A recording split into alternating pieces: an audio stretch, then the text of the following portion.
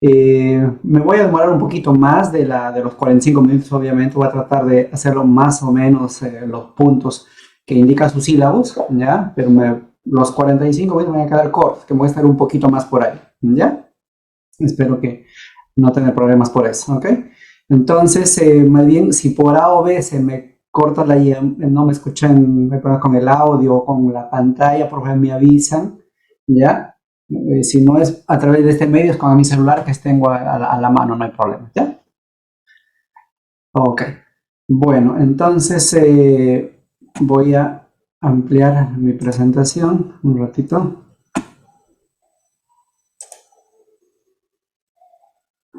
Ok. Entonces, les decía, empezamos, ¿ya? Eh, el tema de infertilidad, obviamente, es un tema que compromete, que abarca tanto a la parte femenina como a la parte masculina. ¿Okay? Actualmente, con la sociedad más moderna, te dirán, ha mejorado esta parte, pero obviamente ha aumentado el porcentaje de pacientes o de parejas infértiles, ¿no? Entonces, si bien ha mejorado un poco la tecnología para el diagnóstico, para el manejo, pero las tasas en sí de infertilidad se mantienen, no se han modificado prácticamente, ¿no? Es más, en algunos que ha aumentado un poco, ¿no? Entonces, miren, obviamente hay varios términos que debemos conocer, ¿okay? El término, si hablamos de infertilidad, la imposibilidad de tener hijos, de salir embarazada, entonces la fertilidad obviamente es la inversa, ¿no? La capacidad de poder procrear o la capacidad de salir gestando o embarazada, ¿no? ¿Okay? Entonces, por ahí tal vez el término que más utilicemos sea infertilidad, pero por ahí en algún texto vaya a encontrar problema de su fertilidad, esterilidad, que ahorita vamos a ver un poco sobre eso, ¿ok? Entonces, el término que más vamos a usar, ¿okay? Es infertilidad, ¿okay? Y vamos a definir como enfermedad primaria y secundaria también a la vez, ¿okay? Entonces, la fertilidad en, en la mujer, ¿okay? Esa capacidad de salir embarazada en un ciclo ovulatorio, es decir, si una pareja se decide, pues ya vamos a suspender métodos anticonceptivos, quiero embarazar, ¿ok? Y póngase que esté todo normal, tanto el varón como la mujer estén normal. Si deciden embarazarse, ¿ok? Solamente en el primer mes podrían lograrlo en un 20%. Es decir, si una pareja decide embarazarse, suspende todo y tienen relaciones sexuales los días ovulatorios, obviamente, entonces solamente el 20% tendrán esa posibilidad de embarazo. ¿Okay? Entonces, y obviamente, conforme pasan los meses, poco a poco van a ir, obviamente, aumentando más esa tasa de embarazo, ¿no? Al siguiente mes era un 20% más, al tercer mes un 20% más, de tal forma que si ustedes ven acá, al tercer mes más o menos cerca de 57-60% de parejas habrán logrado el embarazo, ¿no? Y así. Pero conforme pasan los meses, esa posibilidad de embarazo va disminuyendo conforme pasan los meses. Y al cabo de 12 meses, el 80% de parejas habrán logrado el embarazo. ¿Ok? Y ese 20% restante, ¿ok? Que muchas veces lo catalogamos como porcentaje de infertilidad, ¿okay? De ese porcentaje todavía un 10% lo puede lograr el embarazo en el año siguiente. Es decir, en el primer año 80%, pero si esperamos un año más, un 10% más lograrán embarazarse. ¿Okay?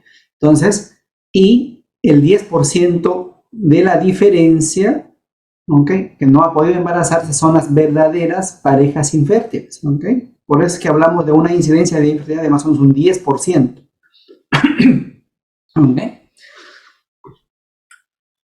Ahora, eh, obviamente el principal factor que afecta a la fertilidad es la edad. ¿Okay? Es la edad materna en este caso. ¿Okay? Entonces, si ustedes ven, pues, los porcentajes de infertilidad, por ejemplo, entre 20 a 30 años, 7%. Comparen con las siguientes décadas, 30 o 34 años, 15%, los siguientes 5 años, 35 a 39, 30%. Y mire, a partir de los 40 años es más del 50% de infertilidad. Entonces, obviamente ustedes están por este grupo etario, me imagino por acá, entre 20 a 30 años, y están tal vez en la edad donde hay, digamos, más fertilidad, ¿no? En comparación con los grupos de por encima de los 40 años, que es más difícil conseguir la fertilidad. ¿Okay?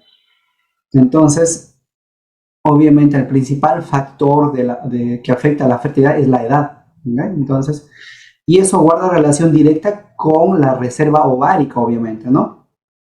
Entonces, vemos acá en este gráfico, no sé si logran ver mi mouse como puntero, ¿se logra ver o no? Sí, doctor, sí se logra ver. Ok, gracias. Entonces, ustedes ven la fertilidad en la mujer empieza a descender después de los 35 años más o menos, se acentúa un poco más, ¿ok? La curva de fertilidad desciende, ¿no? Entonces, y después de los 45 es mucho más difícil, ¿ok? Guarda relación directa con la reserva ovárica, que vamos a ver más adelante. Pero eso no solamente pasa en la mujer, ¿no? En el varón también, ¿no? Si hablamos de 20 años, pues tal vez está en el pico máximo de fertilidad, ¿no? Pero empieza a descender, ¿ok? Pero ese descenso es lento, ¿ok? Y miren, por acá, ¿no? Tal vez por acá hasta los 80 años todavía podría lograr, ¿ok? Podría lograr embarazar, ¿no? Entonces, pero el descenso es lento en comparación con la mujer que después de los 40 años una caída brusca, ¿no? De la fertilidad, ¿ok?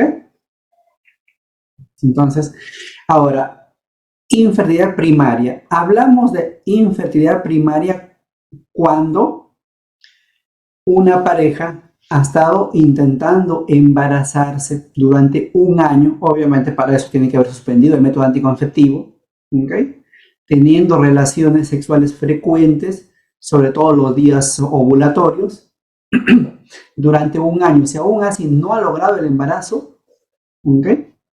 Entra al estudio de infertilidad. Pero se habla de infertilidad primaria cuando esta pareja no ha tenido embarazos, no tiene hijos. ¿Okay?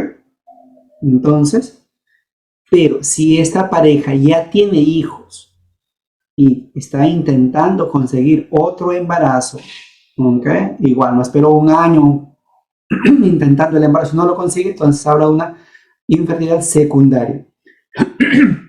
Perdón. Entonces, la infertilidad secundaria, hablamos de parejas que ya han logrado embarazarse anteriormente, ¿okay? Y obviamente tienen hijos, ¿okay? Entonces, ¿cuál es la diferencia entre esterilidad e infertilidad? Porque les presenté al principio esos términos, ¿se acuerdan?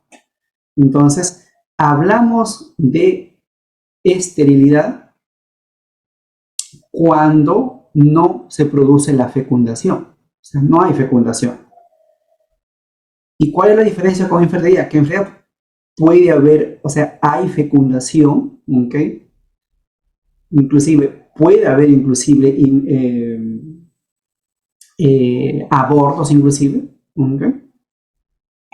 Pero no hay implantación o se produce aborto, como dice acá, ¿ok?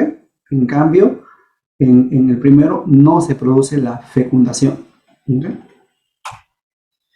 Ahora, existen múltiples causas de fertilidad, ¿ok? Para más o menos ir entrando al tema de las causas, ¿okay? Son, por ejemplo, grandes grupos, ¿okay? Desde el varón con la mala calidad espermática, vamos a ver más adelante, y en la mujer de problemas de ovulación, como vamos a ver en detalle más adelante, y así, diferentes factores, factor ovárico, factor tubárico, factor uterino, entonces, Es un enfoque de acuerdo a los factores que vamos a ver más adelante, ¿ok? Y obviamente hay causas inexplicables dentro de ese grupo, a veces las causas genéticas, ¿no? ¿Ok? Entonces, cuando hablamos lo que es infertilidad masculina, más o menos hay un 30%, ¿ok? Infertilidad femenina un 30%, causas mixtas un 20% y de origen desconocido un 20%. Si esto lo resumimos, ¿ok? Llegamos a esto de acá, que 40%, ¿okay? Son factores relacionados con la mujer y 40% con el varón. Entonces, por eso que actualmente se habla que el porcentaje de infertilidad tanto para la mujer como el varón van más o menos igual, ¿no? Mitad, 40% para cada uno. ¿Ok? Y un 20% de causas sin causa aparente, ¿no? O sea, no se conoce la causa. ¿Okay? Pero a veces la mayoría de pacientes que van a la consulta, obviamente la que más consulta es la mujer, ¿no? Y muchas veces piensan que ellas son el problema y piensan con que el varón, por solo tener erección y eyacular, y eso es suficiente, que está bien su pareja, ¿no? Pero eso no es del todo cierto, ¿okay? Entonces, acuérdese que prácticamente es mitad-mitad, ¿no? Entonces, por eso es que el estudio de infertilidad se hace a la pareja, ¿ok? Estudio a la pareja. Entonces, dentro de las causas, hablando de causas desconocidas, idiopáticas, tal vez muchas de ellas obviamente no logramos identificar, lo cual no significa que no hay una causa, ¿no? Hay a veces problemas genéticos, alteraciones genéticas en el ADN, ¿ok? Tanto de la mujer como del varón, alteraciones cromosómicas en el óvulo, ¿okay? Alteraciones en el embrión que a veces terminan en abortos tempranos, ¿okay? Problemas en la implantación, etc. Ya esto, ya ustedes lo conocen cuando han hecho lo que todo el proceso de ovulación, todo el proceso de fecundación, ¿ok? Hasta la implantación y el crecimiento del embrión, ¿no? Entonces, todo este proceso tiene que ser sincronizado para que se produzca una adecuada implantación, un adecuado desarrollo del embrión, ¿no? Entonces, basta que haya una alteración en uno de esos factores para que haya problemas de infertilidad, ¿ok? Entonces, cuando nosotros evaluamos a la pareja infértil, ¿ok? Entonces, ¿qué hacemos? Obviamente, hacemos una detallada historia clínica, ¿ok? Vamos a ver bastante qué debemos precisar en eso. Debemos hacer un buen examen físico. Dentro de eso, obviamente, va a incluir el examen ginecológico, ¿ok? El examen bimanual, la especuloscopía, todo lo que ustedes conocen, ¿ok? Y nuestro enfoque va a ser más pensando en factores, ¿ok? En factores que pueden estar comprometidos y que sean eso la causa de la infertilidad, ¿ok? Entonces, hablamos yendo desde la parte femenina, de la parte más inferior a la parte más superior, ¿ok? No hablamos tanto de factor vaginal, ¿no? No hablamos, pero sí hablamos de factor cervical, hablamos de factor uterino, ¿ok? Entonces, dentro del cervix, puede haber alteraciones en el cervix, y dentro de ese grupo son las malformaciones, alteraciones del conducto de Müller, úteros dobles, ¿ok? Septados, ¿ok? Pero no es lo más común, digamos. Lo más frecuente, lo más común es problemas a veces con el moco cervical, con anticuerpos antiespermatozoides presentes en el moco cervical, ¿no?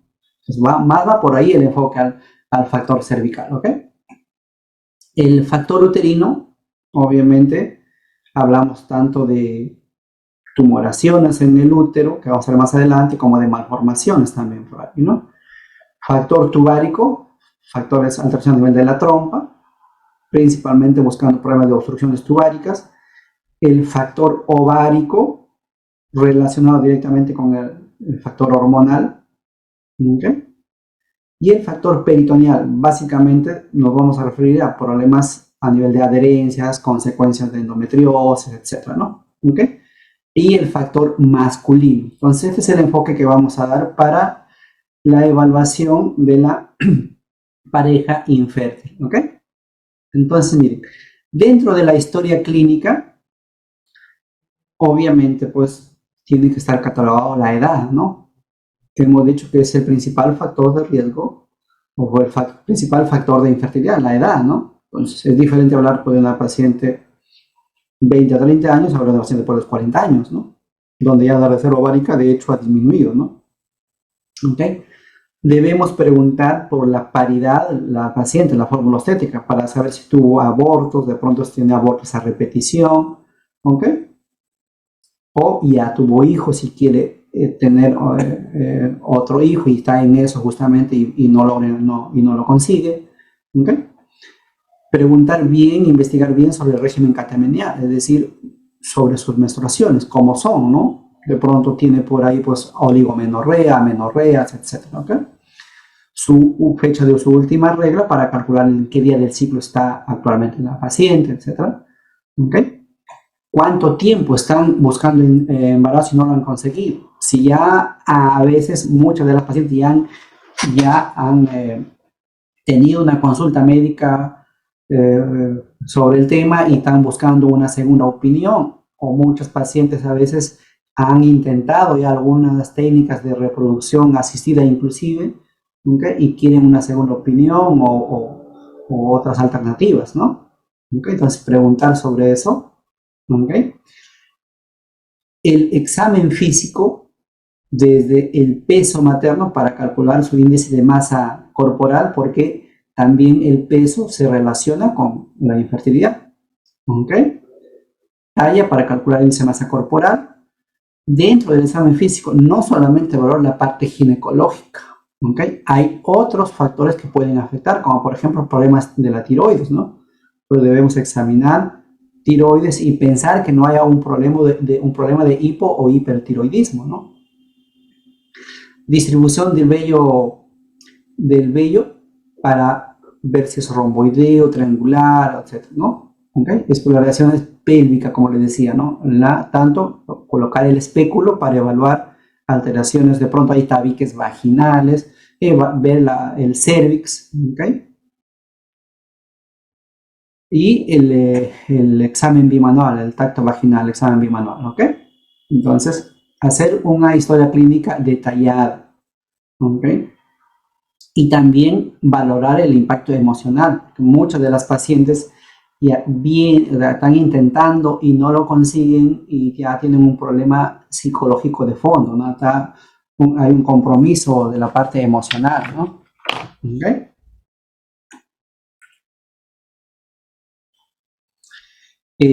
Preguntar dentro de la historia clínica, ¿okay? Si hay uso de consumo de alcohol o de drogas, ¿okay?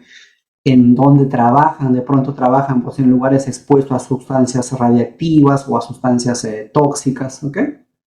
Entonces, preguntar bien sobre su régimen catamenial, si hay alteraciones en la regla o no, ¿ok? Y eso es lo que les decía, ¿no? La probabilidad de embarazo en función al índice de masa corporal. Entonces, ¿bien? Pacientes que tienen un índice de masa corporal ideal, ¿ok? 20 a 25 o 18 a 25, ¿verdad? Entonces tienen una posibilidad de embarazo mayor en comparación a pacientes que tengan un índice de masa corporal por encima de 30. ¿Okay? Obviamente, pues si tenemos pacientes con obesidad mórbida, la posibilidad de embarazo va a ser menor en comparación con una paciente que tiene un índice de masa corporal normal, ¿no? Entonces, por eso debemos calcular peso y talla para calcular el índice de masa corporal, ¿ok? Entonces, dentro del estudio básico de la pareja infértil incluye estos 4 parámetros que les he puesto acá. ¿Okay? Obviamente, aparte de hacer una historia clínica detallada, ¿okay?, de qué exámenes auxiliares nos valemos para hacer el estudio básico de la pareja infértil. ¿Okay? Entonces, vamos a hablar sobre estudio hormonal, que el estudio hormonal, vamos a ver, principalmente se hace en el tercer día del ciclo, pero hay algunas variantes que vamos a verlo. ¿Okay? Entonces, hay que hacer un estudio hormonal, que ahorita vamos a ver qué hormonas vamos a tratar. Hay que hacer una ecografía transvaginal. ¿Okay? Y les pongo acá directo transvaginal porque, digamos, es la mejor forma de evaluar el útero y los ovarios, ¿no? Ya no les pongo vía pélvica porque se supone que es una paciente que está consultando por infertilidad, se supone que ha tenido relaciones sexuales para intentar embarazarse, ¿no? Entonces sí hay que hacer vaginal la ecografía, ¿no? ¿Ok? Entonces, lo recomendable es segundo a tercer día del ciclo. ¿Ok? Pero se puede hacer en la fase, o antes en la fase proliferativa temprana, o sea, eso es la primera semana, ¿ok? Pero ideal pues sería el segundo o tercer día del ciclo, ¿ok? ¿Por qué? Porque ahí es donde vamos a hacer el conteo de folículos antrales. O sea, mi objetivo de la ecografía obviamente va a ser evaluar el cuello del útero. De pronto pues hay tumoraciones, miomas en el cuello, el cuerpo uterino, de pronto hay pues pólipos, miomas, y obviamente los ovarios, puede haber quistes, endometriomas, etcétera, y hacer el conteo folicular. ¿Ok?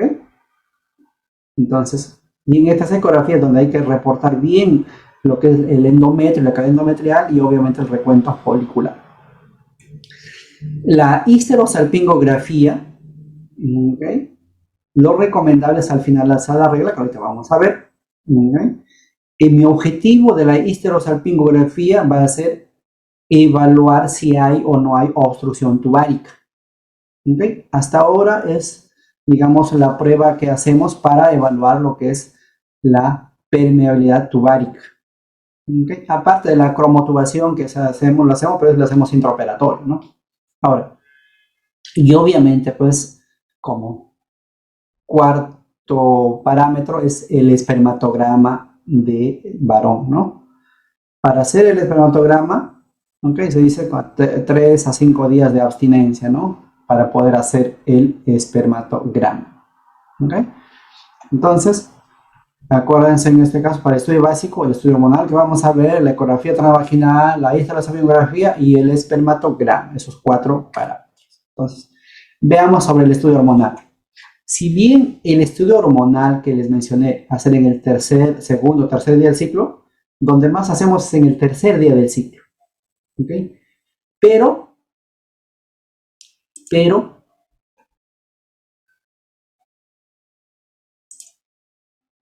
acá la FSH, LH y estradiol son las 3 hormonas que deben hacerse sí o sí en el tercer día del ciclo. Tienen que ser sí o sí. Segundo, máximo, tercer día del ciclo. Donde más hacemos, tercer día del ciclo. ¿Okay? FSH, LH, estradiol. Los otros, como por ejemplo, ver problemas tiroideos como TSH, T3, T4, se puede hacer en cualquier momento del ciclo, al igual que la prolactina y al igual que la hormona antimülleriana. Que la hormona antimülleriana se puede hacer en cualquier momento del ciclo. Pero si la vamos a someter a la paciente a una extracción de sangre en el tercer día del ciclo para la FSH, LH, estradiol, y ahí aprovechamos en hacer el dosaje de las demás hormonas. ¿Okay? Entonces, básicamente es por ese motivo, ¿no? Entonces, ya como le van a sacar sangre al tercer día del ciclo, que también en ese momento aprovechamos en hacer el dosaje de las otras hormonas, para no estar pidiendo en cualquier otro día del ciclo, ¿no? ¿Ok? Entonces, por eso es que les pongo acá todo junto, ¿no? Pero en sí, estrictamente hablando, el tercer día sería FSH, LH, estradiol. Las otras puede hacerse en cualquier momento del ciclo. La ecografía transvaginal, les decía, igual, por acá, tercer día del ciclo, por ahí más o menos, o en la fase folicular temprana, ¿no? Realmente, o cuando está terminando de menstruar, también podemos hacer. ¿Okay? La histerosalpingografía, le decía, al finalizar la regla, hasta máximo el día 10 del ciclo. ¿Ok? Entonces, finalizando la regla. ¿Ok? Generalmente cuando está finalizando la regla, todavía el cuello está un poco entreabierto, el endometrio está delgado. ¿Okay? Si lo hacemos cuando la paciente está menstruando, a veces los coágulos nos pueden confundir con la presencia de pólipos en esa zona, ¿no? Entonces no es conveniente hacerlo con la regla. Es post-menstruación hasta máximo el día 10 del ciclo. ¿Okay? Entonces se produce la ovulación a mitad del ciclo. En el día 21 del ciclo es donde debemos dosar la progesterona. ¿Okay? Entonces la progesterona dosamos en segunda fase, sobre todo el día 21 del ciclo. ¿Okay? Esto sí no es por si acaso tercer día del ciclo, es la única que se dosa en segunda fase. Y me va a ayudar básicamente para verificar si la paciente ovuló o no. ¿Okay?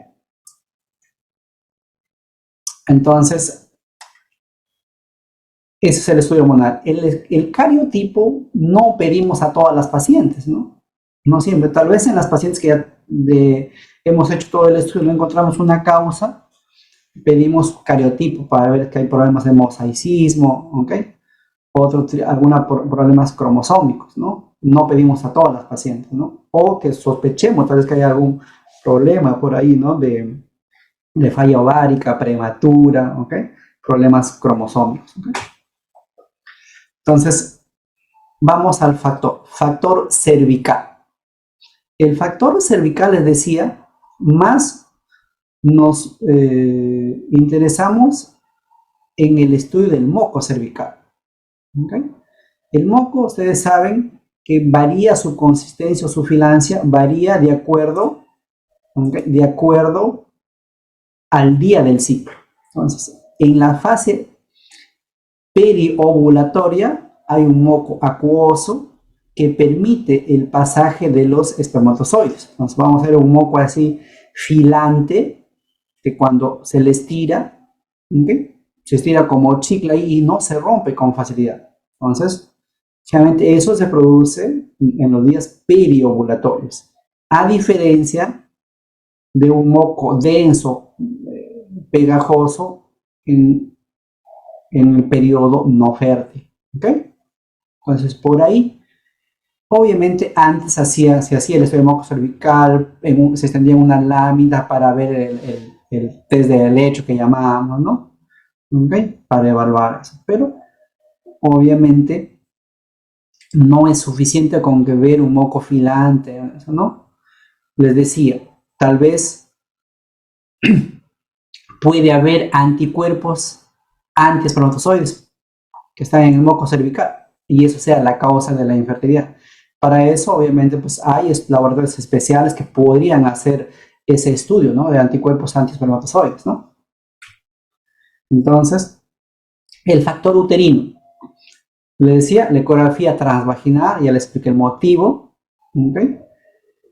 Para evaluar tanto el cervix, cavidad uterina, o sea, endometrio, cuerpo uterino, miometrio, para ver si hay miomas o no. ¿Okay? Entonces, y obviamente, pues, para la ecografía, también para evaluar la morfología del ovario, ¿no? ¿Okay? Entonces, el factor uterino es básicamente, lo estudiamos con la ecografía. ¿Okay? Ahora, lo otro, la histerosalpingografía, les mencioné, actualmente lo usamos para evaluar trompas, permeabilidad tubárica básicamente. Antiguamente lo usamos para evaluar cavidad endometrial. Actualmente ya no es muy usado para esto, para evaluar cavidad endometrial, porque la ecografía nos ayuda para eso, y si no, nos valemos de la histeroscopía, ¿no? Para evaluar cavidad endometrial. ¿Okay? Entonces, otras pruebas para evaluar el factor uterino, pues es la histerosalpingografía, aunque actualmente ya no está muy usada. ¿Okay? Si detectamos en la ecografía, si es que o sospechamos de que hay miomas submucosos, pólipos endometriales o alguna alteración en la cavidad uterina, generalmente pedimos una ecografía especial que es la histerosonografía, ¿okay? O también conocida como hidrohisterosonografía, en la cual vamos a poner una sonda a través del cuello, ¿okay? Para instilar líquido, obviamente cloruro de sodio, suero fisiológico, en la cavidad uterina para distender sus paredes y ver la luz, toda la cavidad uterina, ¿no? Entonces vemos si hay ahí, si hay pólipos, si hay miomas, ¿no? O alguna alteración o adherencias, inclusive o sinequias en la cavidad uterina, ¿no? ¿Okay? Y obviamente, pues si sospechamos en la ecografía de que hay eso, tendríamos que ir al manejo que sería una histeroscopía. Es más, a veces en pacientes en la cual se ha hecho todo el estudio y no hay nada, al último lo que se va es a realizar la histeroscopía y una laparoscopía diagnóstica, ¿no? Es con eso se termina el estudio, ¿no? De la pareja infértil, ¿no? Entonces, en resumen, para evaluar el factor uterino actualmente usamos la ecografía transvaginal, la histerosalpingografía, aunque ya está un poco en desuso, la hidrohisterosonografía y la histeroscopía. Entonces, serían los 4 parámetros que usamos para evaluar el factor uterino. Obviamente la ecografía de la cabeza, ¿no? Entonces les decía, ¿no? En la ecografía, aparte de evaluar, obviamente, pues el endometrio, el miometrio, ver si está anteversoflexo, retroversoflexo el útero, ver si es que hay algún defecto a nivel del endometrio, ¿okay? Ver en qué fase está, si coincide o no, si estamos hablando de día del ciclo, si hacemos, por ejemplo, en quinto día del ciclo, si coincide o no los hallados con el día del ciclo, ¿okay? Evaluar los ovarios también para ver la morfología del ovario, ¿no? De pronto hay un ovario poliquístico o hacer recuento folicular también, ¿no? ¿Ok? Entonces la histerosalpingografía, les decía, no, perdón, la histerosonografía consiste en poner una sonda, ¿ok? Instilar líquido en la cavidad endometrial para separar las paredes y ver si es que hay algún defecto en la cavidad, ¿ok? Como por ejemplo acá, ¿okay? Se dice el suero fisiológico y vemos acá un defecto, ¿okay? Que podría ser tranquilamente un mioma, ¿okay? O un pólipo. El pólipo se ve más hiperecogénico, ¿no? En comparación con el mioma, ¿no? Pero muchas de las veces no podemos distinguir por la ecografía si es un pólipo o es mioma y obviamente pues lo que ya lo definimos es en la histeroscopía, ¿no? Entonces, para el factor uterino, le decía, vamos a ver si hay presencia de miomas, ¿ok? Por ahí ver la sospecha de adenomiosis, que también es otro problema a nivel del útero que puede relacionar con problemas de infertilidad, la adenomiosis, ¿ok? O presencia de pólipos endometriales, ¿ok? Sobre todo los miomas que deforman la cavidad uterina, son miomas tipo 0, tipo 1, tipo 2, básicamente, ¿no? ¿Ok? Y también las malformaciones. Puede ser que haya una agenesia mülleriana, ¿no? Entonces, hay ausencia, si hay ausencia de útero, obviamente pues, la paciente el principal síntoma va a ser que no va a menstruar, va a ser, obviamente pues no tiene una amenorrea primaria, ¿no? ¿Okay? Y hay casos, ¿no? Hay casos en los cuales el paciente, a veces, yo me acuerdo muy bien de un caso, una paciente de cerca de 20 años que consultaba porque no podía embarazarse, ¿no? Y esa era su primera consulta, ¿no? Entonces, no le preocupó tanto que no menstruaba. Le decía, pues no puedo embarazarme, ¿no? Y pues, cuando uno le pregunta, ¿y cuándo fue su última regla? Pues si no menstruó. Entonces, y al final, pues la causa fue una agenesia mülleriana, ¿no? Entonces, obviamente, pues en ese caso, en estas pacientes, sus ovarios están normales, por eso le produce sus hormonas normal y fenotípicamente es femenino, ¿no? O sea, entonces, y obviamente, pues solucionar un problema de infertilidad en este tipo de pacientes es imposible, ¿no? Tal vez como alternativa, si no tiene útero, obviamente pues no va a poder embarazarse ella, tal vez ya sería como tiene sus ovarios, se le podría aspirar los folículos y hacer, digamos, una fertilización con vientre de alquiler, ¿no? Por ahí en un familiar, una alternativa, por ejemplo, ¿no? ¿ok? O si no desea hacer eso, ya tendría que ser adopción, no teníamos otras posibilidades, por ejemplo, ¿no? Para ir adelantando sobre el manejo, por ejemplo. Úteros septados, ¿ok? O que tengan un tabique, ¿ok? O esa es una resección del tabique vía histeroscópica, ¿no? Como parte del manejo, ¿ok? Los úteros arcuatos también, obviamente, pues, pero si no es muy marcado la alteración, a veces pues, la paciente podría embarazarse, normal, ¿ok? A pacientes con útero unicorne, útero bicorne, ¿ok? O úteros dobles. Vemos a veces a pacientes con útero doble, por ejemplo, que tienen una gestación en una de las cavidades, generalmente en la que más predomina, ¿no? Casi siempre hay uno por ahí que predomina más que la otra cavidad y podrían embarazarse, ¿no? Hemos tenido que pacientes que llegan a una gestación a término, ¿no? Con útero doble, ¿no? Okay. En cuanto al factor tubárico, ¿okay? En cuanto al factor tubárico, nos referimos básicamente a la obstrucción tubárica por la presencia de adherencias. ¿Okay? Y la principal alteración de las trompas puede verse por problemas de endometriosis que generan adherencias como consecuencia de obstrucciones, secuelas de infecciones pélvicas, secuelas de salpingitis, secuelas de EPI, que igual producen obstrucciones tubáricas, ¿okay?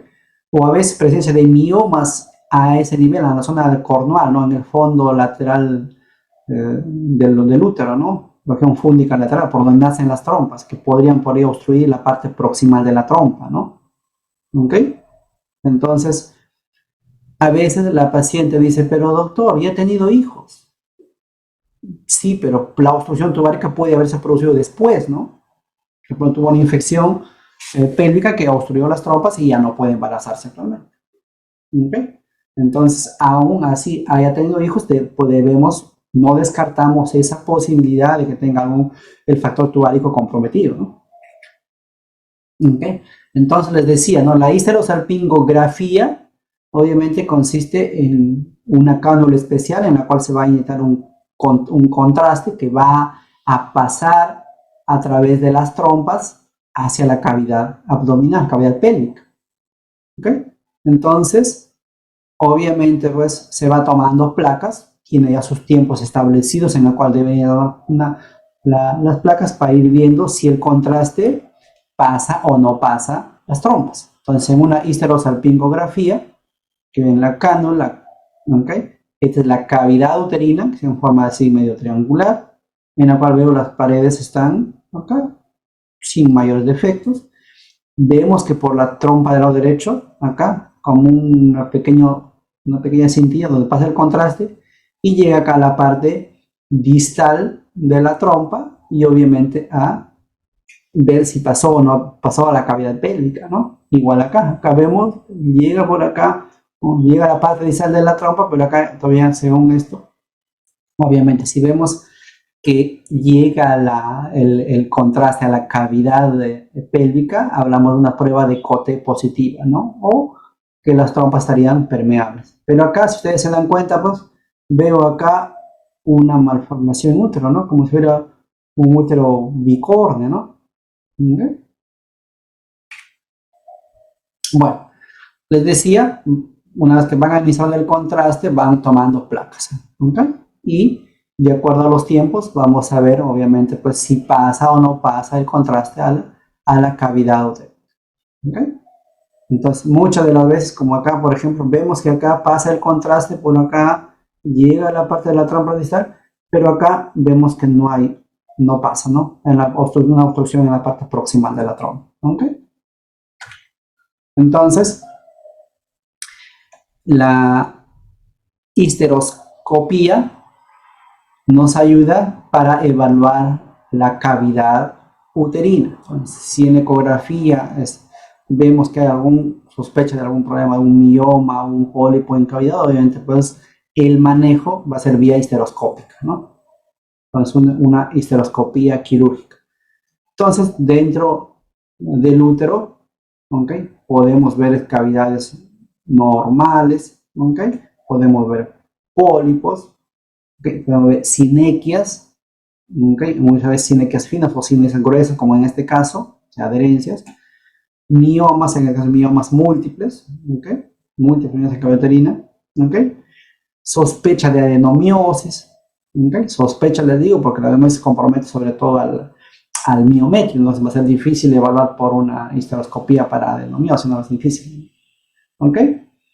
Y a veces presencia de adherencia, o inclusive a veces vemos ahí, como en este caso, que se está viendo un dispositivo intrauterino, ¿no? ¿Okay? Listo. Factor ovárico. Dentro del factor ovárico, les decía, la ecografía en infertilidad básicamente me va a ayudar para evaluar lo que es el recuento folicular. ¿Okay?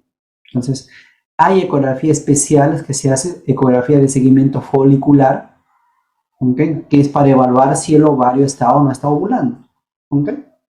Entonces, pero también podemos ayudarnos del dosaje de progesterona en el día 21 del ciclo que les mencioné.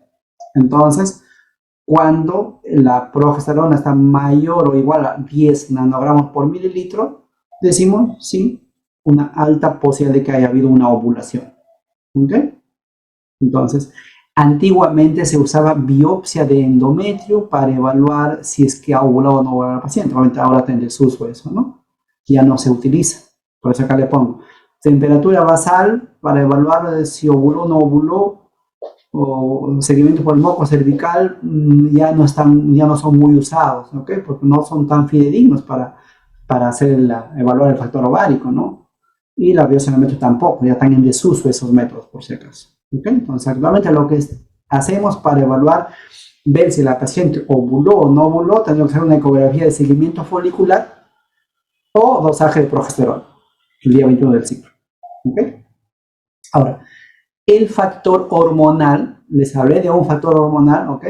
En la cual pedimos dosaje de FSH, LH estradiol en el tercer día del ciclo, ¿no? ¿Ok?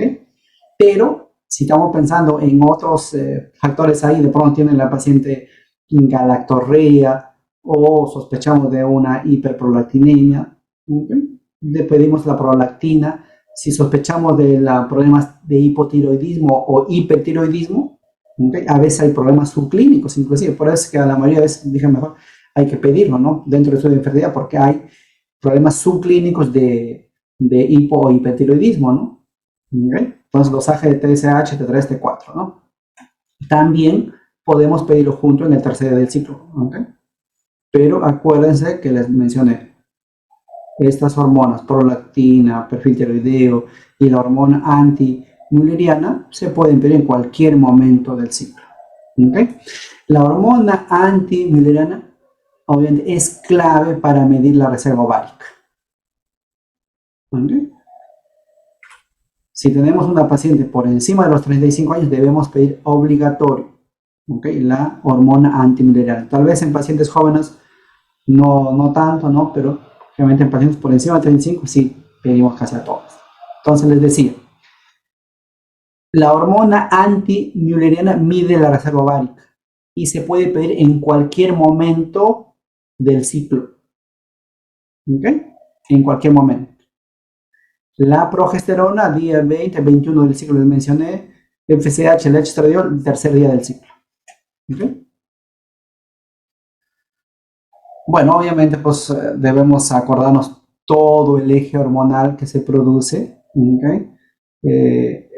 A nivel de hipotálamo, hipófisis, ovario y obviamente y los efectos sobre el útero, ¿no? Entonces todo el control hormonal de la ovulación, basta que se altere en uno de esos puntos para que haya problemas con la ovulación, ¿ok? Como ocurre por ejemplo en el ovario poliquístico, ¿no? Que basta que se altere la secreción pulsátil del HFSH para que se produzcan ciclos anovulatorios, ¿no? ¿Okay? La reserva ovárica, ¿okay? Como ustedes ven acá, realmente hasta los 13 años su reserva ovárica acá se mantiene intacta. Después empieza a disminuir la reserva ovárica, ¿okay? Y se acentúa más después de los 35 años. ¿Okay? Por eso es que generalmente lo recomendable es que la paciente consiga el embarazo antes de los 35. Después de los 35 va a ser un poco más difícil. ¿Por qué? Porque la reserva ovárica cae bastante. ¿Okay? Entonces va a ser menos posibilidad de embarazo. ¿Okay? Es más, si ya vamos a hacer procedimientos de infertilidad en pacientes por encima de los 40 años, ya no se recomienda utilizar sus propios óvulos, ¿no? Es decir, óvulos de donante ya. ¿Okay? Vamos a ver más adelante. Ok. Entonces, la hormona antimülleriana, hemos dicho, es producida por los folículos, ¿okay?, preantrales, y estos están presentes tanto en la primera fase, en la fase folicular, como en la fase lútea. Por eso es que podemos basarlo en cualquier momento, no necesariamente en el tercer del ciclo, ¿no? En cualquier momento podemos basarlo. ¿Okay? Obviamente existen valores en los cuales nos van a orientar para relacionarnos con la tasa de fertilidad. Por ejemplo, ¿no? Se dice que un valor normal está por encima de 1, ¿no? Pero lo ideal para que haya una alta tasa de fertilidad es que esté de 3 a 6 nanogramos por mililitro, ¿no? Pero se considera normal cuando está por encima de 1. Si es menos de 1, ¿ok?, ya obviamente pues la reserva ovárica está baja, ¿no? Y si habla de muy baja reserva ovárica, es menos de 0.3. Entonces lo ideal sería pues que el dosaje de hormona antimülleriana no salga por encima de 1. ¿Okay? La prolactina también altera los ciclos ovulatorios. Entonces, ustedes saben, por ejemplo, una paciente que da de lactar en la puérpera, en la que la prolactina está alta, obviamente el mismo hecho de tener prolactina alta va a hacer que haya ciclos anovulatorios, ¿no? Que no ovule en relación a la lactancia materna. Entonces, igual acá, ¿no? Al haber hiperprolactinemia, como consecuencia final, obviamente, pues vas a alterar la ovulación. Va a haber ciclos anovulatorios. ¿Okay? Igual pasa con el hipotiroidismo.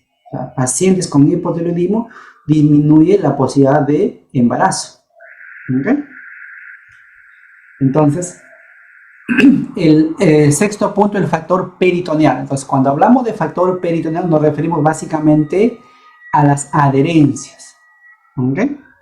A las presencias de adherencias. Y la principal causa de adherencias en la cavidad pélvica tal vez sea la endometriosis pélvica. ¿Okay? Segundo, causa de secuela de infecciones pélvicas, sobre todo de EPIs. ¿Okay? Puede que tenga una infección pélvica, se trató, se curó, pero puede quedar la secuela, que son las adherencias, ¿no? ¿Okay? Muchas de las veces puede ser que las trompas estén permeables, ¿ok?, pero las adherencias te condicionan que no haya una buena relación fimbrio-ovárica. Entonces, cuando la paciente ovula, no es que la trompa esté ahí esperando para captar ya al folículo, ¿no? Generalmente en la mayoría de casos el folículo va a caer al fondo de saco de Douglas, en la parte baja de la cavidad pélvica, y de esa zona es que la trompa lo va a coger, ¿no? Del fondo de saco de Douglas, donde cayó el folículo, ¿ok? Pero ¿qué pasa si la trompa pues está hacia un costado, por lo que las adherencias lo jalan hacia allá y no va a tener posibilidad de captar el folículo, ¿no? Entonces, no basta con que esté permeable la trompa, o sea, tiene que haber una buena relación fimbrio-ovárica, ¿no? ¿Okay? Y eso lo evaluamos al evaluar el factor peritoneal. Básicamente, para evaluar el factor peritoneal nos valemos de la laparoscopía, ¿no? Por eso que les decía, ¿no? A veces en pacientes que no encontramos la causa, ¿okay?, al final va a una laparoscopía diagnóstica, ¿no? Entonces, la laparoscopía, ¿okay?, me va a ayudar para evaluar el factor peritoneal. ¿Okay? Y como guarda relación directa con la trompa, pues hablamos de un factor tubo peritoneal a veces junto, ¿no? ¿Okay? Entonces, la laparoscopía, obviamente, pues, si tenemos digamos, hemos detectado alguna alteración, algún quiste, alguna tumoración, obviamente vamos a manejarlo también ahí, ¿no? Pero si hay adherencias también, liberar las adherencias, ver de paso ver cómo está la trompa, la relación fibrio-ovárica. Y muchas de las pacientes en las cuales hemos hecho la histerosalpingografía y nos detectó que estaba obstruida la trompa, durante la laparoscopía hacemos la cromotubación, que es la prueba en la cual a través del cuello ponemos una sonda, inyectamos un colorante que es azul de metileno, y como estamos viendo directamente arriba de la trompa, vemos si es que el colorante avanza por la trompa y llega a la cavidad. Entonces, esa es la cromotubación, que es una prueba más para ver si las trompas están permeables. Pero para hacer la cromotubación lo hacemos durante la laparoscopía. ¿Okay? ¿Por qué? Porque muchas de las pruebas a veces de las histerosalpingografías que nos reportan obstrucción tubárica, podría ser una falsa obstrucción tubárica. De pronto, pues cuando han hecho la prueba, la paciente tuvo mucho dolor, que no siguieron con la prueba, o la trompa al pasar el contraste muy rápido, la trompa se contrae y obstruyó la luz y no pasó el contraste, ¿no? Y puede haber una falsa obstrucción tubárica ahí, ¿no? Entonces, podríamos verificar eso durante la cromotubación, para ver si realmente está obstruida la trompa y ver hasta qué nivel está obstruido. O sea, no es que a veces lo veamos en la trompa y ya acá está obstruida. Muchas veces la obstrucción es interna, en la luz nada más, y por fuera aparentemente la trompa está normal, ¿no? Entonces, al pasar el azul de metileno, vemos a qué nivel está la obstrucción. Y para ver si es que es manejable o no, que se podría a veces manejar durante la misma laparoscopía, pero muchas de las veces de las obstrucciones tubáricas van a ser programadas para una cirugía abierta, después para hacer una recanalización tubárica, ¿no? O sea, hacer una anastomosis término-terminal de la trompa, ¿no? Seccionando la parte que está obstruida, etcétera, ¿no? ¿Okay?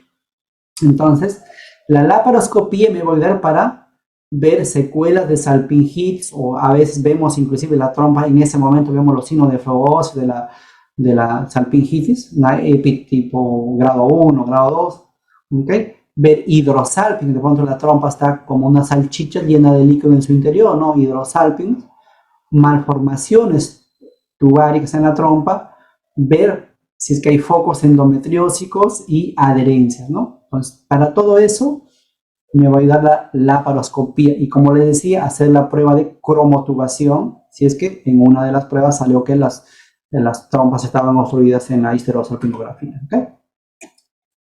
Entonces, la cromotubación, les decía, estamos viendo directamente arriba, ¿ok?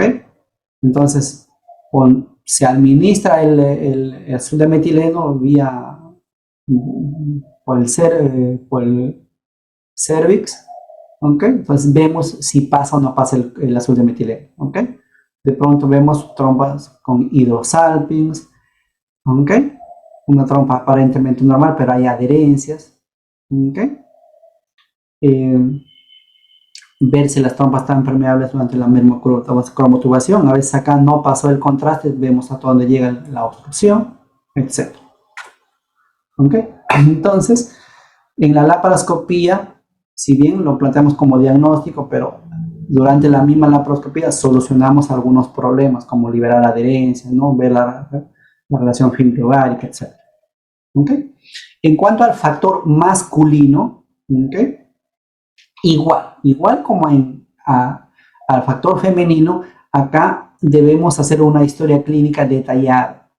Pero ustedes dirán, ¿pero qué hace el ginecólogo acá? ¿No? Generalmente ya como ginecólogo lo que hacemos es básicamente la entrevista básica, ver si hay algún problema con la pareja. ¿Okay? Se le pide el espermatograma. ¿Okay? Si el espermatograma está normal, generalmente ahí termina con el estudio de la pareja, ¿no?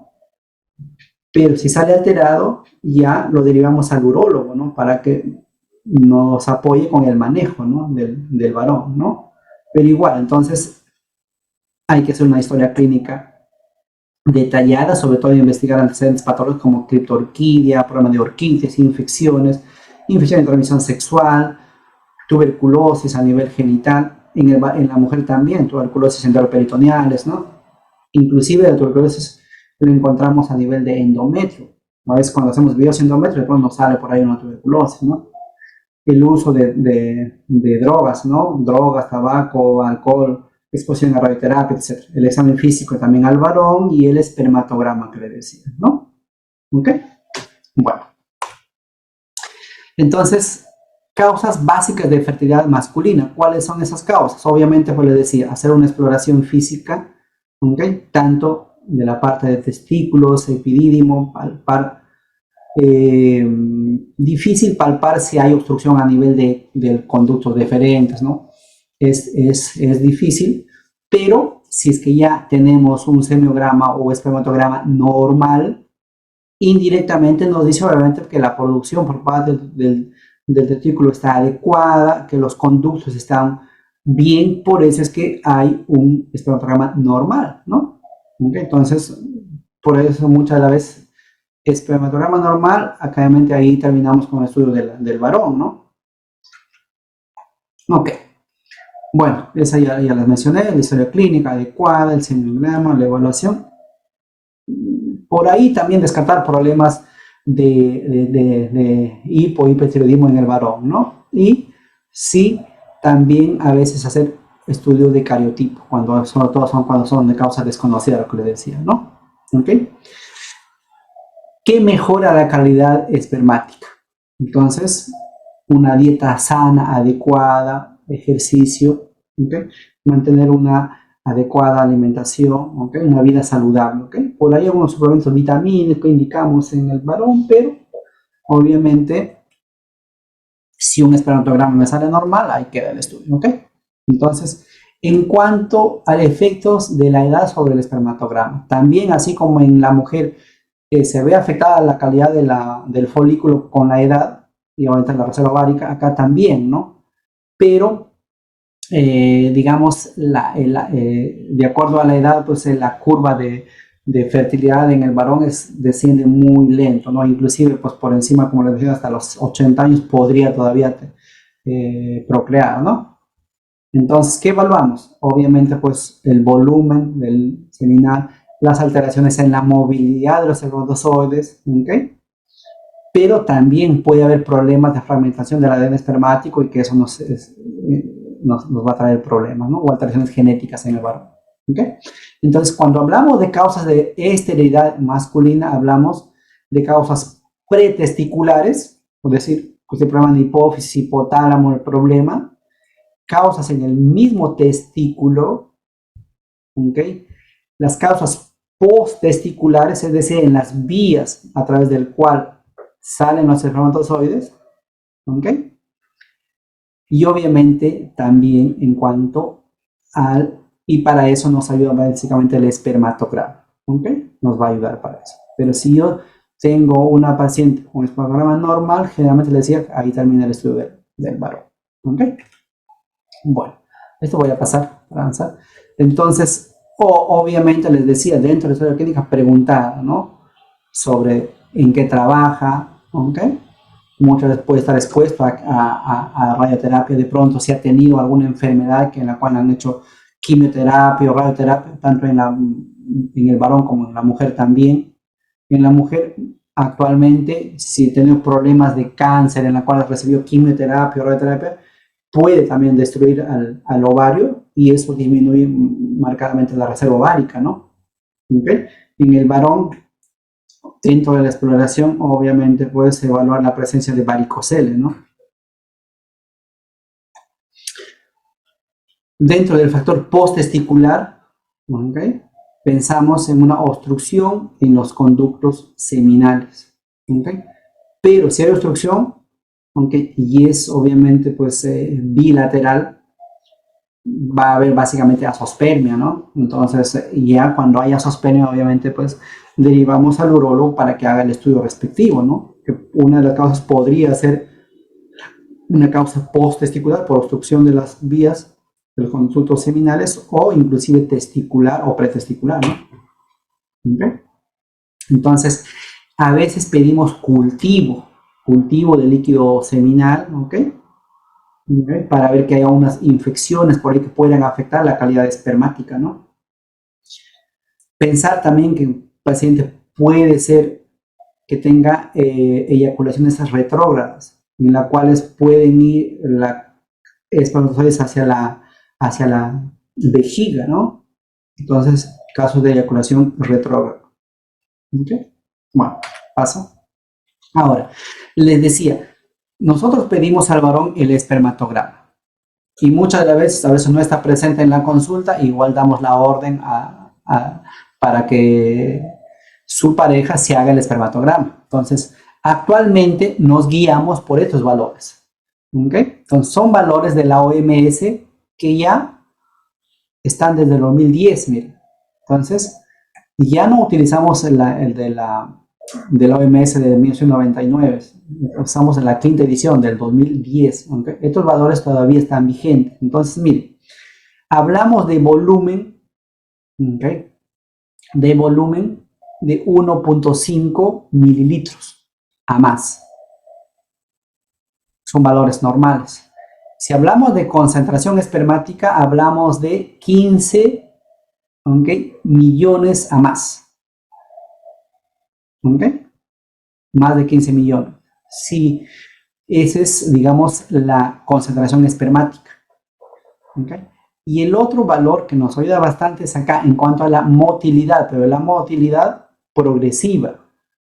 Actualmente hablamos de un espermatograma normal o adecuado cuando tiene más del 32% de motilidad progresiva. En comparación que en la anterior edición se hablaba más de 50%, ¿no? Acá no, más de 32%. ¿Ok? De las formas, en cuanto a la forma del espermatozoide, hablamos de formas normales mayores del 4%. ¿Ok? En comparación con la edición anterior que era 15%, ¿no? Entonces, estos 4 parámetros son los, digamos, los más importantes que evaluamos en un espermatograma. ¿Ok? Volumen más de 1.5 mililitros, más de 15 millones de espermatozoides, ¿ok? Motilidad progresiva más de 32% y las formas normales más del 4%. ¿Okay? Existen otros parámetros, pero son los más importantes. ¿Okay? Entonces, acá les resumo eso, ¿no?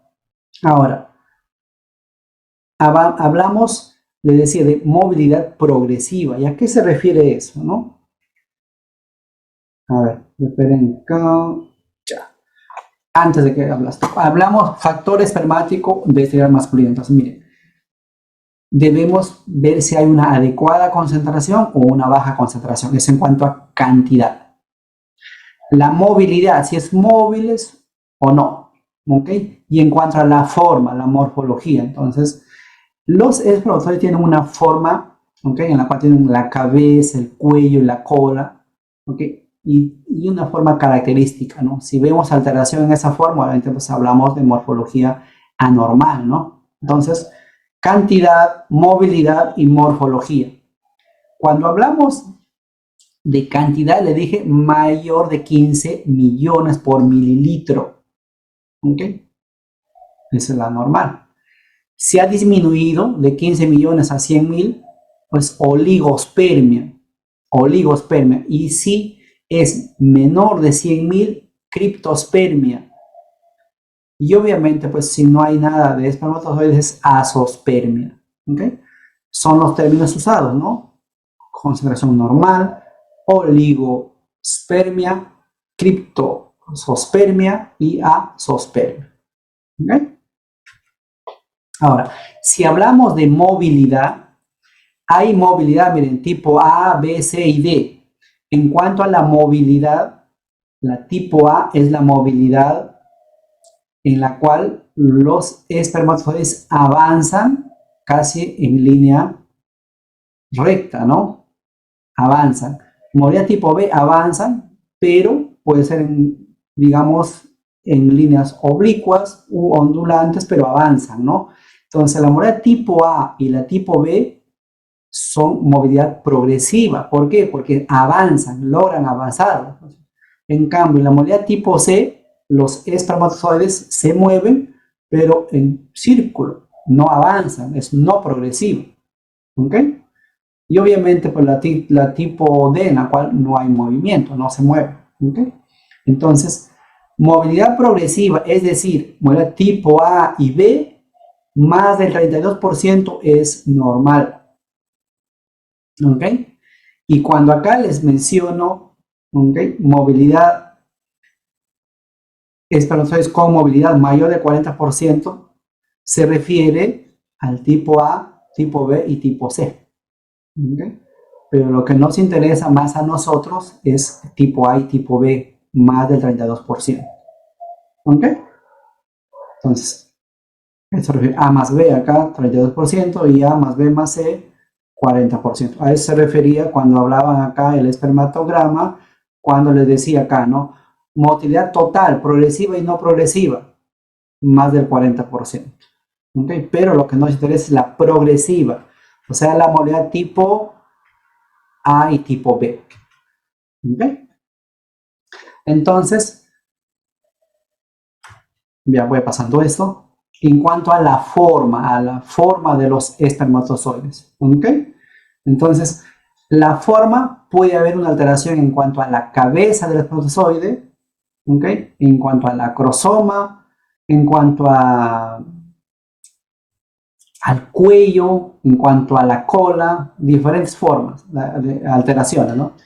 Entonces, la forma normal, ¿okay? Debería ser mayor o igual al 4% de espermatozoides normales. ¿Okay? Si es menor del 4% de normales, hablamos de teratosospermia. ¿Okay? Teratosospermia. Bueno, y eso ya les expliqué. ¿Okay? Entonces, he retrocedido. Teratosospermia. Ahora, puede haber combinaciones, obviamente, ¿no? De pronto está en baja concentración, oligosospermia. Y, digamos, astenosospermia, mala movilidad, baja movilidad. Entonces, sería oligoastenosospermia. Obviamente puede haber combinación con cualquiera de las alteraciones, ¿no? ¿Okay? Bueno, pasando a lo que es el tratamiento, el manejo ya. El manejo dependerá del factor o factores que hayamos encontrado alterados. ¿Ok? Entonces, no iniciar tratamiento si no se ha realizado un estudio de todos los factores de fertilidad. ¿Ok? Entonces, por eso es que les he hecho el enfoque por factores, ¿de acuerdo? Debemos completar el estudio de todos los factores para recién ver qué enfoque vamos a hacer en cuanto al manejo, ¿no? ¿Ok? Entonces, si la paciente obviamente pues cumple criterios, podemos ya estar pensando en hacer una fertilización asistida de baja complejidad o de alta complejidad. Entonces, la fertilización asistida de baja complejidad se refiere a la inducción de ovulación, ¿okay? Digamos, lo básico, lo más usado es citrato de clomifeno, ¿no? Pero existen otros, letrozol, por ejemplo, o el HCG. Entonces existen otros, pero digamos el más básico que empezamos es clomifeno, pero depende de cada paciente para ver con cuál de ellos vamos a empezar la inducción de ovulación. ¿Okay? Obviamente pues, estamos hablando en pacientes en las cuales tienen problemas con la ovulación. ¿Okay? Entonces, ¿qué pasa si yo no he hecho el estudio completo y de pronto las trompas están obstruidas? De nada me sirve estimular el ovario pues si las trompas están obstruidas, ¿no?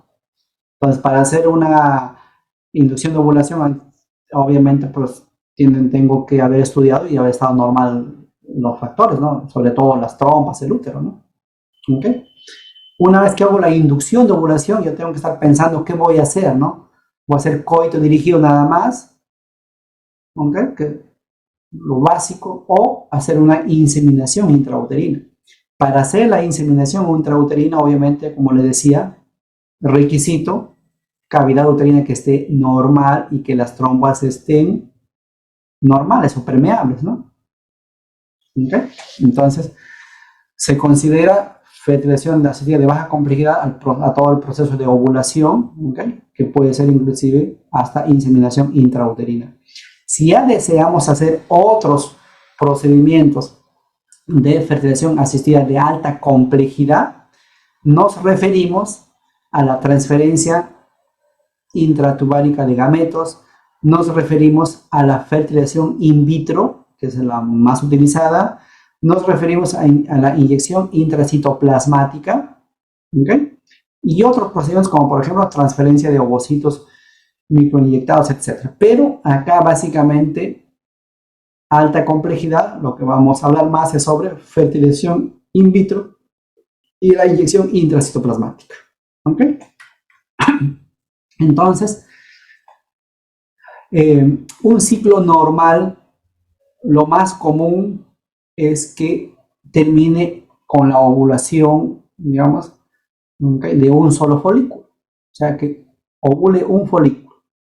Pero si inducimos la ovulación, nuestro objetivo va a ser obtener más de un folículo. ¿Okay? Por eso es que si la paciente logra embarazarse, ¿okay?, si logra embarazarse, póngase, hacemos una inseminación intrauterina y como hemos estimulado, va a haber varios folículos. Entonces, al tener varios folículos, la posibilidad de que sean embarazos múltiples aumenta. Entonces, en estas pacientes en las cuales se somete a procedimientos de infertilidad, puede aumentar la posibilidad de embarazos múltiples, ¿no? Por eso, porque estamos induciendo ovulación a que varios folículos van. Y obviamente, pues, si vamos a hacer la aspiración folicular, algunos folículos lo usaremos en el ciclo actual para intentar el embarazo y otros folículos serán guardados, ¿ok?, o criopreservados para un siguiente procedimiento. Entonces, por eso el objetivo es obtener varios folículos, ¿no? Entonces, cuando hacemos la estimulación ovárica, les decía, entonces, una vez que se ha obtenido la inducción ovulatoria, generalmente la inseminación artificial se hace más o menos a las 36 horas después de inducida la ovulación. ¿Okay? Ahora, la inducción de ovulación, les decía, existen varias formas. ¿Okay? Existen inclusive textos completos de cómo hacer la inducción de ovulación, ¿no? O sea, no es tan fácil también. ¿Okay? ¿Por qué? Porque también tiene algunas desventajas. ¿Okay? Entonces, si bien lo más básico que usamos es el citrato de clomifeno, pero también puede utilizarse otros fármacos, ¿no? Entonces, en pacientes que la reserva ovárica es baja, obviamente, pues ya no van a responder al clomifeno, ¿no? Por ejemplo, en caso de inducción, en caso de ovario poliquístico, ¿no? Entonces utilizamos el letrozol. Del tercero al octavo día el letrozol, ya cuando vemos que el folículo está ya adecuado, HCG para inducir la ovulación, ¿ok? Y ahí veremos qué vamos a hacer, ¿no? O sea, ya hemos planificado, obviamente, ¿no? Para una inseminación artificial o un coito programado, ¿no? Si es para inseminación intrauterina, ya debemos haber coordinado con la pareja para que deje la muestra, ¿ok? Y ya esté la muestra capacitada para hacer la inseminación en el momento adecuado, ¿no? Generalmente 36 horas después de la inducción, de la ovulación, ¿no? ¿Ok? Ahora, el citrato de clomifeno, le decía, a través de lo más bajo que utilizamos, ¿ok? La tableta viene de 50 miligramos, ¿ok? Utilizamos del día 2 hasta el día 7 del ciclo, una tableta al día. Podemos aumentar la dosis a 2 tabletas, o sea, a 100 miligramos, o a 3 tabletas, o sea, a 150 miligramos al día si es que no ha respondido, ¿no? Pero siempre con precaución, porque puede haber una hiperestimulación ovárica. ¿Okay? Entonces, en vez de desarrollar folículos, va a ser como unos quistes, tipo quistes luteínicos en el ovario. Inclusive hay el síndrome de hiperestimulación ovárica que puede traer complicaciones o inclusive llevar a la paciente a UCI, ¿no? ¿Okay? O sea, por eso es que siempre con precaución. ¿Me están escuchando? ¿Qué me dice Janela? Sí, doctor, se escucha. Ya, no se me queden dormidos, por favor. Ok, ya falta poco, ¿ya? Falta poco. En cuanto a la estimulación ovárica, hay varias formas de estimular, hay protocolos cortos, protocolos largos, obviamente. Aunque eso ya, un poco entrar al detalle, no es tanto ya para esta clase, obviamente, pues, simplemente conocer de que existen otros, ¿okay? En la cual podemos utilizar análogos de GnRH, gonadotrofinas, ¿okay? Diferentes dosis, diferentes esquemas, ¿okay? Y lo que les decía, ¿no? Existe el síndrome de hiperestimulación ovárica, en la cual en vez de hacer folículos crecen como unos quistes ahí, ¿okay? Inclusive puede ser el líquido, inclusive en la cavidad abdominal, líquido a nivel pulmonar inclusive, ¿okay? En la cual puede haber distensión abdominal, náuseas, disminución de la micción, aumento de frecuencia cardíaca, ¿ok? Entonces, y hay grados, hay leve, moderado y severo, inclusive el grave, miren, puede haber inclusive hasta alteraciones hepáticas, alteraciones renales y procesos trombóticos, ¿okay? Inclusive puede llevar a un desequilibrio hidroelectrolítico que termina en UCI, ¿no? Entonces, por eso hay que usar con precaución. Bueno, en la cual decía puede haber falla hepática, puede haber trombosis y un problemas en el balance hidroelectrolítico. ¿Okay? Y obviamente si hay compromiso renal, compromiso pulmonar, obviamente inclusive puede llegar con riesgo de muerte del paciente inclusive, ¿no? Entonces, por eso con mucho cuidado. Por eso es que empezamos generalmente con dosis bajas progresivas. Ok. Un poco más para detallar la inseminación intrauterina. Para hacer la inseminación intrauterina les decía, uno, que las trompas tienen que estar permeables. Dos, que el espermatograma de la pareja tiene que estar realmente adecuada, normal. ¿Ok? Entonces, lo que vamos a hacer, ¿cuál es nuestro objetivo? Hacer que la paciente ovule, estimulación ovárica. ¿Ok? Hacerse ecografía de seguimiento folicular para ver que los folículos están creciendo. Cuando ya vemos que los folículos están en forma adecuada, se le pone HCG para que ovule y a las 36 horas se hace la inseminación intrauterina. Entonces, para eso, obviamente, pues, le decía, el varón debe haber dejado la muestra en el laboratorio, debe estar ya capacitado, los espermatozoides se someten a una capacitación espermática en el laboratorio, hecho por el biólogo entrenado en eso, y se va a colocar la muestra con una cánula especial dentro del útero. Entonces se deja ahí los espermatozoides y obviamente pues para que sigan su camino y se encuentren con el óvulo. ¿Ok?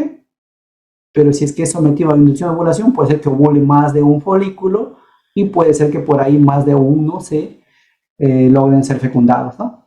Entonces por eso aumenta la posibilidad de embarazos múltiples. Okay. Esa es en resumen la inseminación intrauterina. Entonces, la capacitación espermática cuando hay relaciones normales, coito normal, obviamente pues los espermatozoides van a ser capacitados tanto a nivel del epidídimo, a nivel de la vagina, a nivel del moco cervical, a nivel del endometrio, de tal manera cuando ya llega a encontrarse con el folículo, ya está capacitado el espermatozoide. ¿Okay? Pero eso es en forma natural. Pero ¿qué pasa si vamos a hacer una inseminación intrauterina? Tiene que haber una capacitación espermática. Procedimiento realizado por el biólogo, ¿no? Entonces hay inclusive diferentes formas de capacitación espermática por gradiente de densidad, el swing up, etcétera, ¿no? Entonces, pero nuestro objetivo obviamente es tratar de simular esto que ocurre en forma natural, la capacitación espermática, hacerlo en el laboratorio. ¿Ok? Entonces, y esto es lo que, perdón, y esto es lo que les explicaba, ¿no? Entonces, para hacer una fertilización asistida, ¿ok? Hacemos una estimulación ovárica, ¿ok? Si va a hacerse inseminación intrauterina, no necesitamos aspirar folículos, pero si vamos a hacer otros procedimientos, sí necesitamos hacer la aspiración del folículo. Realmente la aspiración se hace vía fondo de saco de Douglas, guiada ecográficamente con una aguja especial para llegar a los folículos y poder aspirar y captar los folículos. Eso es lo que es la captación folicular. ¿Ok? Preparar, obviamente, en forma adecuada los espermatozoides para ver, ya eso ya hemos planificado para qué vamos a hacer, una fecundación in vitro, ¿ok? en la cual se le va a poner al óvulo ya el espermatozoide para que se una, o una inyección intracitoplasmática, ¿no? ¿Ok? Entonces, lo cual es ya los óvulos fecundados, ¿ok? Este cultivo de embriones se va a seleccionar para ver con cuál de ellos hacemos la transferencia, ¿no? Embrionaria. Entonces, para hacer la transferencia embrionaria, ¿ok? Vamos a, obviamente, preparar a la paciente, preparar el endometrio para que esté un endometrio receptivo para colocar los embriones dentro del útero para que se desarrollen, ¿no? Entonces, al colocar el embrión dentro del útero, podemos colocar 1, 2 o máximo 3. Generalmente, el promedio que se ponen son 2. ¿Por qué? Porque si uno, ¿ok?, se pierde, queda el otro ahí. Entonces aumentamos más la posibilidad de embarazo, ¿no? A colocar uno solo. Pero ¿qué pasa si los dos logran implantarse, ¿no? Entonces tendrá una gestación doble, ¿no? Por eso igual, ¿no? En procedimientos de transferencia embrionaria igual aumenta la posibilidad de embarazos múltiples, ¿no? Más de 3 no se recomienda ustedes saben las complicaciones que puede haber en un embarazo, pues, de 3 o 4, ¿no? Muchas de las veces terminan en prematuros, ¿no? Entonces, lo promedio que se pone son 2 embriones, ¿no? ¿Qué pasa si sobran acá embriones, ¿no? O sea, se le podría congelar para utilizarlo en un siguiente ciclo, ¿ok? Pero ¿qué pasa si la paciente logró embarazarse y ya no desea más? ¿Qué hacemos con el cultivo de embriones? Entonces, ya obviamente, pues la paciente por eso ha firmado un consentimiento en el cual se le ha explicado todo eso, ¿no? Entonces, es un poco discutible, algunos que salen ya fuera de la ética, el de desechar a los embriones que ya están congelados o están en criopreservación, ¿no? Entonces, es discutible, ya eso entra ya un poco a la ética profesional. ¿Okay? Si desechar, reutilizarlo con donar a otra pareja de pronto que lo desea, es ya otra discusión eso. Ok. La inseminación o la microinyección espermática, obviamente en la cual se fija el óvulo y se va a colocar al espermatozoide dentro del óvulo. Es la inyección intracitoplasmática. A diferencia de la fertilización in vitro, la convencional, en la cual se va al óvulo, se va a colocar los espermatozoides capacitados ahí juntos, ¿para qué? Para ver cuál de ellos logra fecundar, ¿ok? Entonces, la inyección intracitoplasmática, obviamente, pues, basta con que tengamos un espermatozoide adecuado para hacer el procedimiento. Entonces, en pacientes, en varones que tienen, por ejemplo, ¿no?, oligospermia, sería un procedimiento adecuado a eso, ¿no? Ok. Entonces, para hacer la punción folicular, para captar el folículo, que es todo un proceso, ¿no?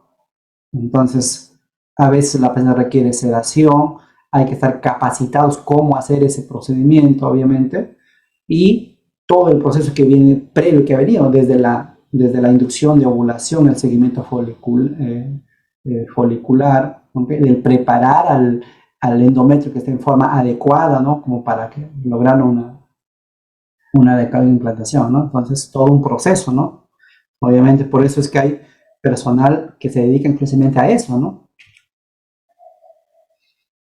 Entonces, les decía, el ICSI es un caso más usado en caso de infertilidad masculina grave, ¿no? En la cual muchas de las veces, por ejemplo, si el paciente es azospérmico, pero se ha visto que el problema es obstrucción en la vía, basta con hacer una aspiración de espermatozoide del epidídimo y podamos lograr poner uno solo para hacer el ICSI, ¿no? O a veces una biopsia del testículo para sacar espermatozoides y hacer el ICSI. ¿Ok? Listo. Ahora, lo otro, el diagnóstico genético preimplantación. Ustedes habrán escuchado hablar de eso, en la cual pongas que hacemos la fracción in vitro o el ICSI, cualquiera de ellos, ¿ok? Ya logramos el desarrollo de embriones, ¿ok?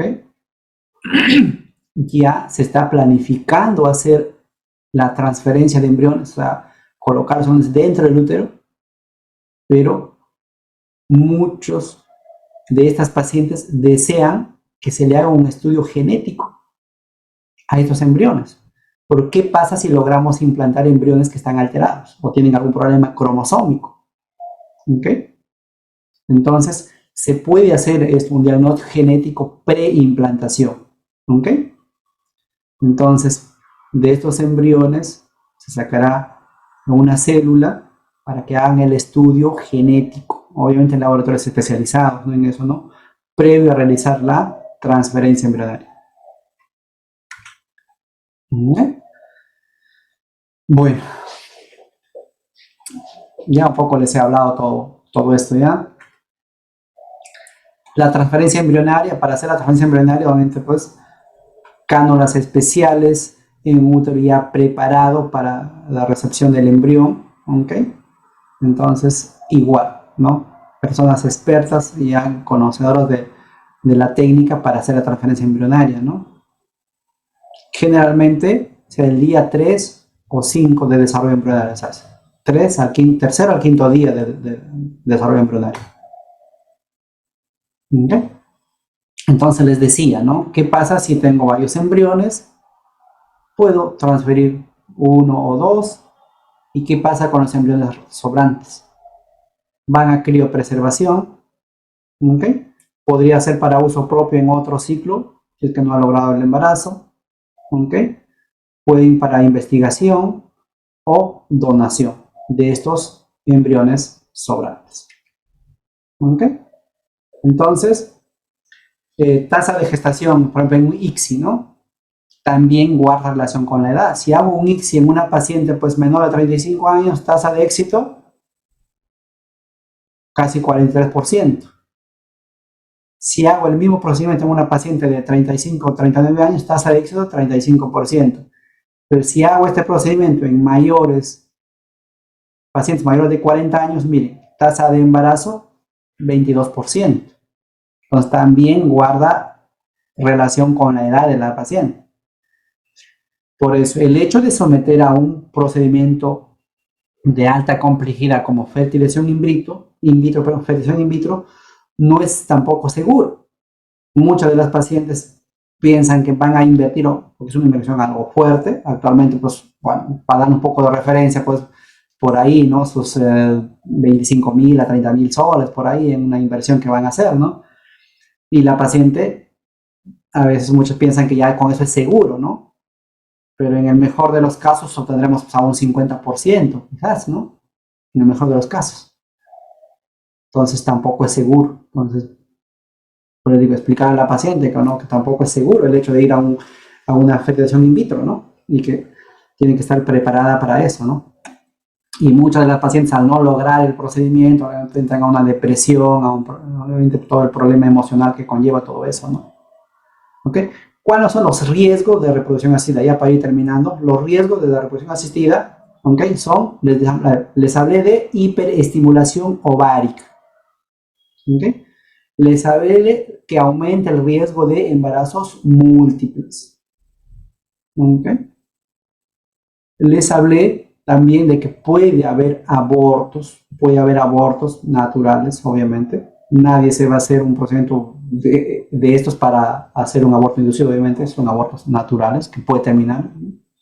¿Okay? Inclusive puede haber embarazos ectópicos. ¿Okay? Entonces son riesgos de la reproducción asistida. ¿Okay? Procesos de la preservación de la fertilidad femenina. Entonces, generalmente, actualmente, como la mujer posterga un poco a edades más avanzadas su futuro reproductivo, entonces, ¿qué alternativas tenemos para esas pacientes, no? Muchos de pacientes a veces dicen, no, después de los 35 años, pero de pronto después de los 35 ya empiezan los problemas, ¿ok? Entonces, ¿qué podemos hacer? Podemos hacer una estimulación ovárica, una punción folicular para capturar los folículos y una congelación de los folículos. Una congelación folicular para más adelante utilizarlos. ¿Okay? Entonces una congelación en nitrógeno líquido, obviamente, ¿no? Entonces almacenamiento indefinido hasta ahora, ahorita han mejorado los procesos de criopreservación, ¿okay?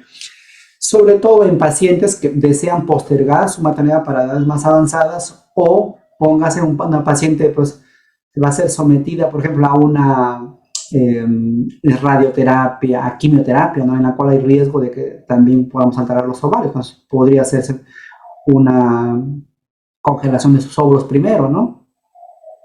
Son alternativas, ¿no?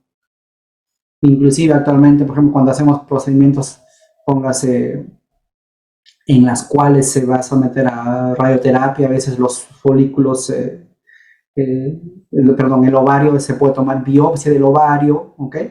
Criopreservar para después hacer un implante de ese tejido en el ovario, pues son otros procesos que están actualmente en estudio, ¿ok? Bueno, y así, y eso es todo lo que les quería hablar sobre infertilidad. No sé si tienen preguntas o, a ver, alguna pregunta que tengan por ahí.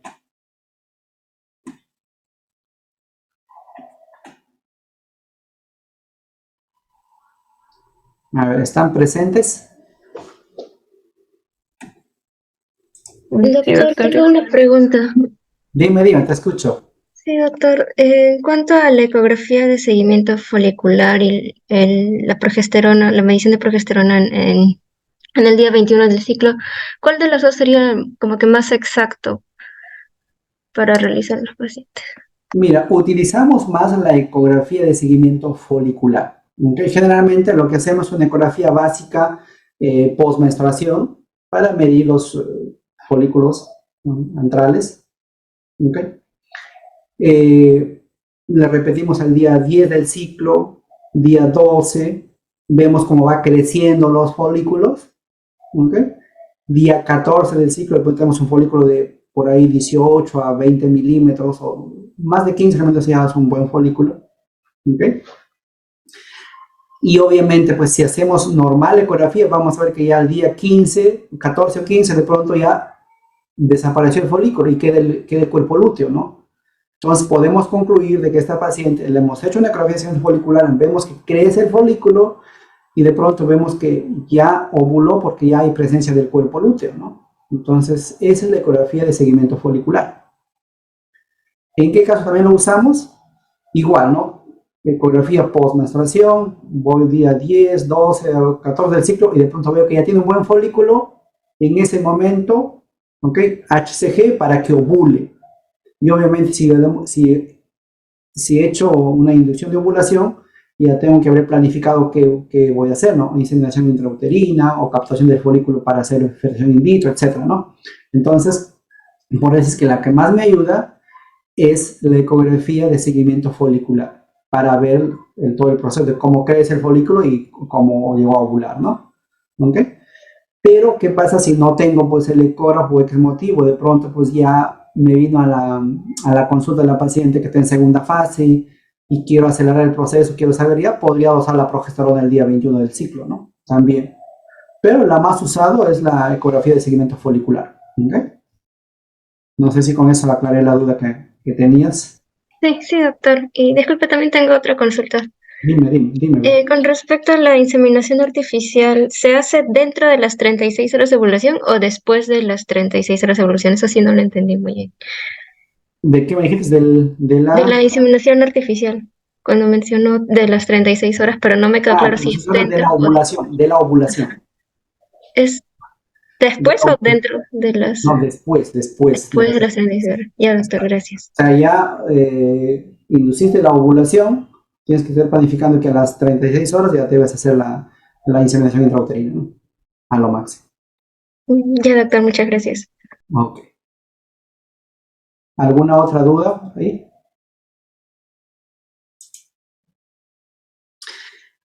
Bueno, en vista de la hora, muy bien, disculpen por haberme prolongado un poco más, lo que quería un poco explicarles a más detalle cosas que obviamente pues se hacen en infertilidad, no es todo un mundo la infertilidad, como les decía, es una subespecialidad de la ginecobstetricia. Ustedes están rotando por diferentes hospitales, han visto que hay servicios de infertilidad que se dedican a eso, médicos que se dedican solamente a eso, ¿no? A ese tipo de manejo de pacientes. Entonces, pues explicarles en una hora y media de clase es un poco difícil, por eso lo que les presentamos es un resumen, ¿ya? Y para los exámenes, obviamente, pues guíense de los textos que están en sus sílabos, no solamente es de la exposición que hacemos, ¿no? Obviamente, ¿no? Ok, bueno, entonces gracias a todos. ¿Ya? Muchísimas gracias, doctor. Ok, hasta luego. Gracias, doctor. Gracias, doctor. Gracias a ustedes.